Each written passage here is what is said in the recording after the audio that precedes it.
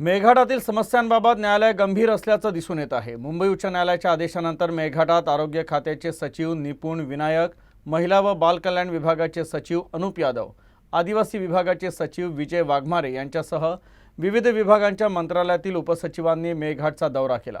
या दौऱ्यादरम्यान त्यांनी मेळघाटातील कुपोषण आणि समस्यांची प्रत्यक्ष पाहणी केली।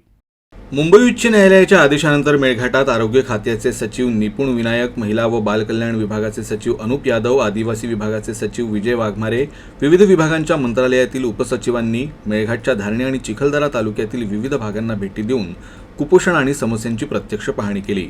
वीज, पाणी, रस्ता, शिक्षण, आरोग्य, नेटवर्क, बालविवाह, बालमृत्यूसह विविध कारणांचा उहापोह करत मूलभूत समस्यांचा त्यांनी शोध घेतला।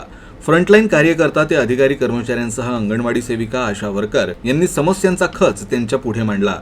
सचिवांनी सुद्धा समस्या आणि त्यावरील उपाययोजना यावरच चर्चा केली।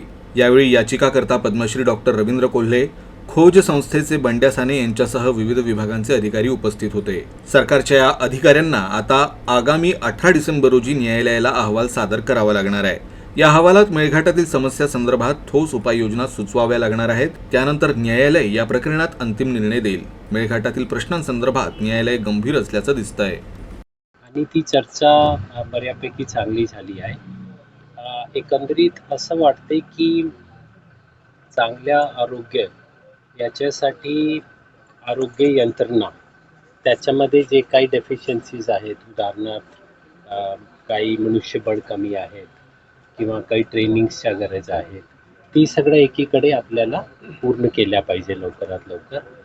काही ठिकाणी या भागासाठी विशिष्ट धोरणही करावे लागते, कारण जेव्हा स्पेशलिस्ट किंवा डॉक्टर या भागात जर यायला इच्छित नसेल तर त्यांना काही जास्त इन्सेंटिव्ह देता येईल का, अशा प्रकारच्या पॉलिसीज पण करता येईल।